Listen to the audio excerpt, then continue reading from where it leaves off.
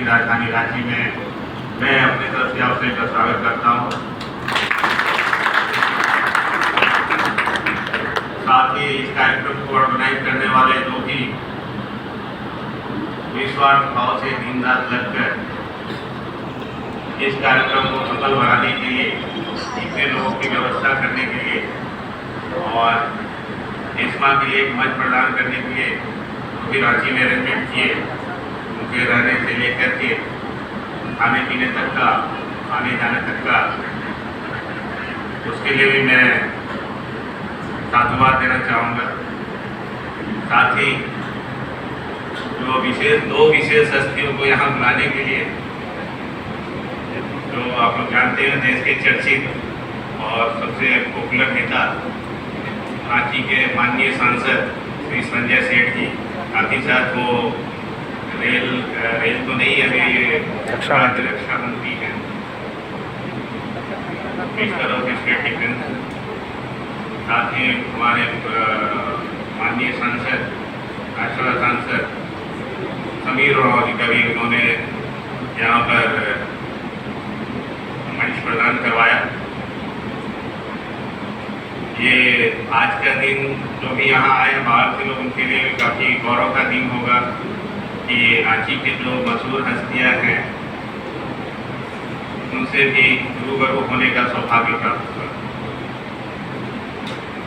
सबसे पहले मैं आगे बढ़ने से पहले मैं अपने बारे में बता देना चाहता हूँ। मैं as a assistant station master 1998 में Jagdalpur division south eastern railway से अपना जर्नी शुरू किया था।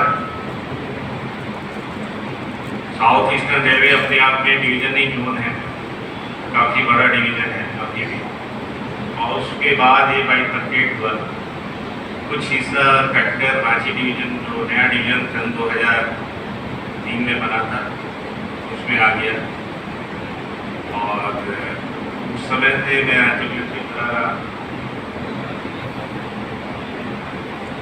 मेरी पहली पोस्टिंग जो हुई थी वो 3 लाइन का स्टेशन था, छोटा स्टेशन हटिया राउरकेला सेक्शन के बीच में। और उस समय 1998 में मैं पहली बार गया ज्वाइन करने, तो मुझे अभी भी याद वो दिन आता है कि उस समय वहाँ बिजली नहीं थी, करेंट नहीं थी, फैन वगैरह कुछ नहीं था। शाम होते साथ वहाँ लैंप जलने लगा। तो अजीब तरह का फीलिंग, कभी हम लोगों ने जीवन में बिना लाइट के कभी रहा नहीं, बिजली बत्ती के बिना रहा नहीं, फैन के बिना रहा नहीं। वहाँ देखा तो अजीब मानो तो आँख से पानी आने लगे, कहाँ नौकरी में फंस गए। और ठीक उसके 2 से 3 महीने ड्यूटी के बाद 3 महीना सीख करके फिर नौकरी की तैयारी किया। अनफॉर्चुनेटली किस्मत नहीं लिखा हुआ था, या फॉर्चुनेटली बोले कि रेलवे जो विश्व की सबसे बड़ी ऑर्गेनाइजेशन है, उसमें सेवा करने का भाग्य प्राप्त हुआ। आगे अनजाने में ही थी वो जर्नी, वहाँ से शुरू हुई। और आज मेरा योग में सिलेक्शन 2005 में हुआ। 2005 में मैं कटिंग इंस्पेक्टर बना और उसके बाद 2015 में सहायक परिचालक प्रबंधक के रूप में पास किया। और जगदलपुर डिवीजन में भी 2 साल आयुक्त नौकरी करके योग में कहते ऑपरेट काम करके फिर वापस मैं रांची डिवीजन में आया हूँ। और यहीं पर मेरा योग में स्थापना लास्ट में। अगर रेलवे के परिदृश्य में देखा जाए, रेलवे जिस गति से तरक्की कर रही है आधुनिकता के मामले में, हम लोगों ने वो सिग्नल देखा था जब कार से सिग्नल का जो आर्म है वो लगा रहता था और लीवर से खींचा जाता था और वो आर्म झुकता था, और उसमें दिन में झुका हुआ तो सिग्नल मारते थे, रात में उसमें ग्रीन जलता था तो सिग्नल मारते हो। और आज वही एक माउस क्लिक के थ्रू सारा काम हो रहा है। सिंगल माउस क्लिक से आप बटन दबा रहे हैं, जो भी लाइन का सिग्नल देना चाह रहे हैं वो सिग्नल हो जा रहा है।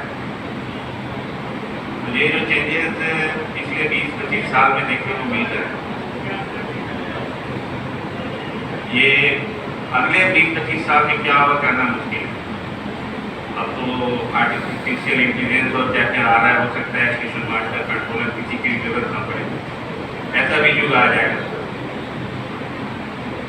हम लोगों ने जब ज्वाइन किया था तो स्टीम इंजन निकल रही थी, बाहर जा रही थी। इंजन का जमाना खत्म हो रहा था, डीजल इंजन का फुल फ्लेजेड टैंक चल रहा था। उसके बाद अब डीजल इंजन भी वापस चला गया, इलेक्ट्रिक इंजन आ गया। 100% डीजल को भी फेज आउट किया जा रहा है। डीजल अब बस सेंडिंग के लिए और थोड़े बहुत काम के लिए रखा जा रहा है, इमरजेंसी के लिए। आज रेलवे 100% इलेक्ट्रिफिकेशन की ओर लगभग पहुँचने पर है, टारगेट अचीव किया जा रहा है। और साथ ही साथ लीवर फ्रेम वाला जो इंटरलॉकिंग था, जो स्टेशन मास्टर फोन से बोलता था बगल वाले के सिग्नल को, ये सब सिस्टम भी एबोलिश हो जा रहा है। तो रेलवे यहाँ तक तरक्की कुछ ही साल में कर गई है। सभी जगह triple line, double line, third line, fourth line और जाने क्या क्या। क्योंकि अगर रेलवे का ट्रांसपोर्टेशन के शेयर के मामले में बोला जाए, आज भी अगर उसके हिस्सेदारी की बात की जाए तो मात्र 70% ही हम लोग ट्रांसपोर्टेशन में, रेलवे ट्रांसपोर्टेशन में हिस्सेदार हैं।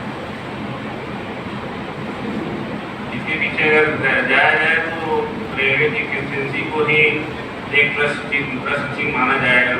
उससे हमारा रेलवे की एफिशिएंसी को लेकर ही है कि कोई अगर कस्टमर माल बुक करता है, अगर उसका कस्टमर का सामान डेस्टिनेशन पर अगर टाइमली नहीं पहुँचता है, वो कस्टमर दोबारा फिर रेलवे में नहीं आता। इस कस्टमर फ्रेंडली और कस्टमर का जो अवेयरनेस के समय में, इस युग में अगर हम कस्टमर का तत्परता से काम और शोषण नहीं करेंगे, हो सकता है हम इसमें और शेयर करते हैं। क्योंकि हमारा बल्क कमोडिटी में एकाधिकार है।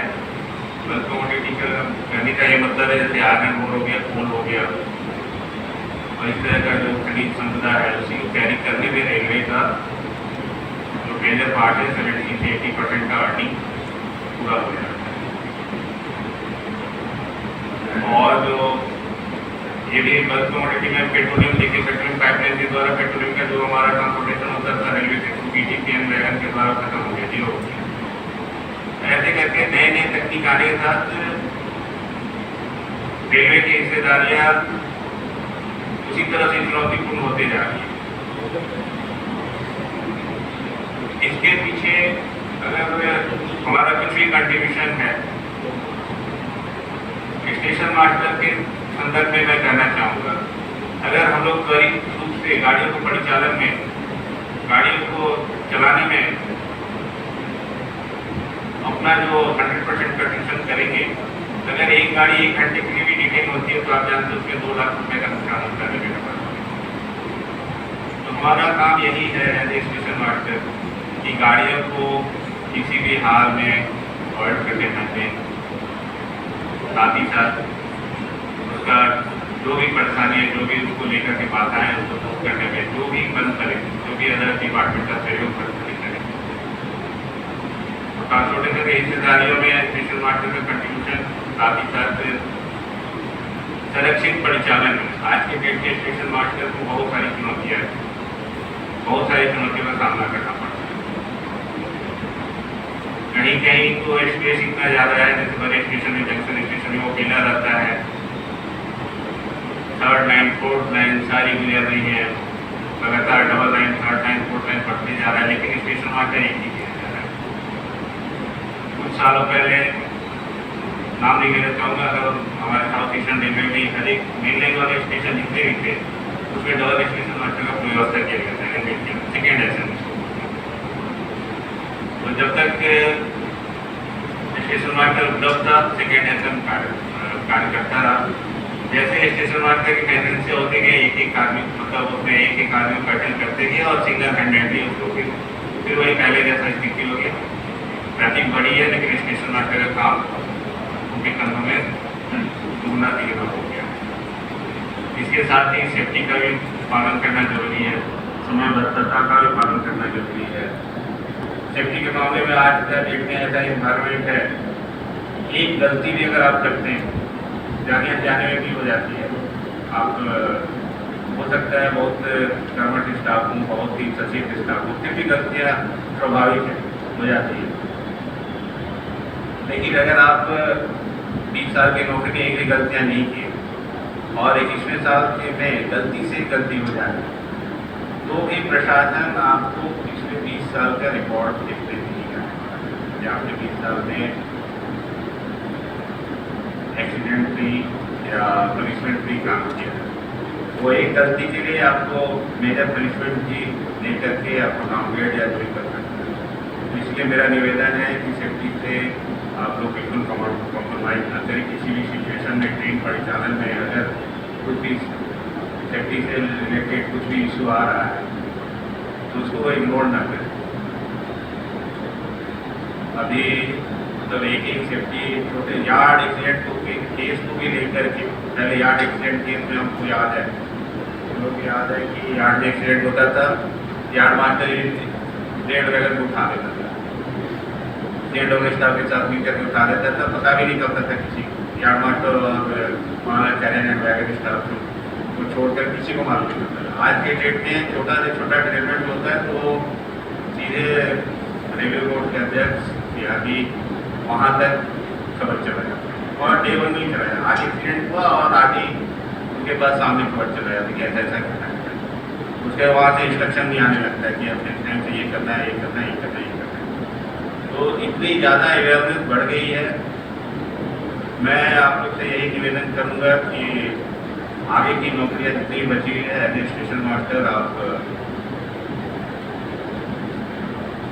सुरक्षा को सबसे पहले प्राथमिकता दें। सुरक्षा में कोई भी लैप्स आपके तरफ से ना हो, ये कोशिश करें। समय पालन के भी बारे में अगर पंचुअलिटी के बारे में बोल तो सब अच्छा रहेगा। नंबर ऑफ पोस्टिंग आज के डेट में काफ़ी बढ़ गई है। Double line, triple line, fourth line ये सब बन जा रहा है, लेकिन जो जंक्शन और टर्मिनल में फैसिलिटी बढ़ना था वो फैसिलिटी बढ़ने में काफ़ी देरी हो रही है या वर्क सेक्शन में उसका काम समय पर नहीं हो पा रहा है। इसकी वजह से क्या हो रहा है कि गाड़ियों को डबल लाइन, थर्ड लाइन से दौड़ती हुई आ जाए जंक्शन स्टेशन, लेकिन जंक्शन स्टेशन के बाहर नहीं निकल पा रही, वहाँ से निकल नहीं पा रही।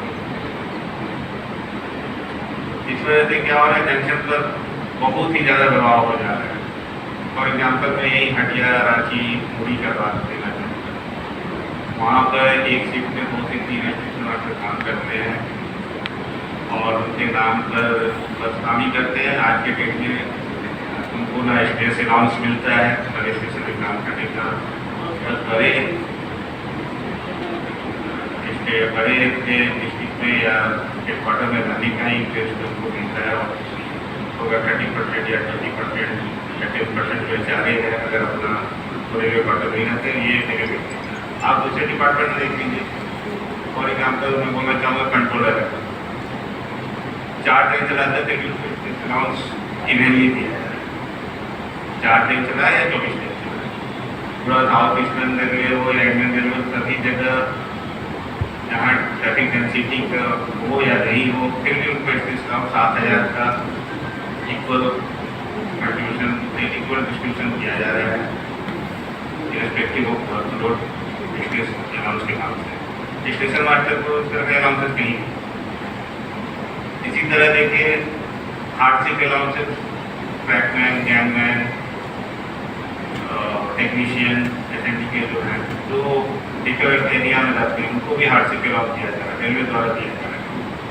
क्या स्टेशन मास्टर को हार्डशिप अलाउंस नहीं दिया जा सकता? जो रिमोट से रिमोट एरिया में रहता है उनको भी मिलना चाहिए हार्डशिप अलाउंस या रिमोट लोकेशन अलाउंस। इसके बारे में बहुत बार हमने पढ़ा है।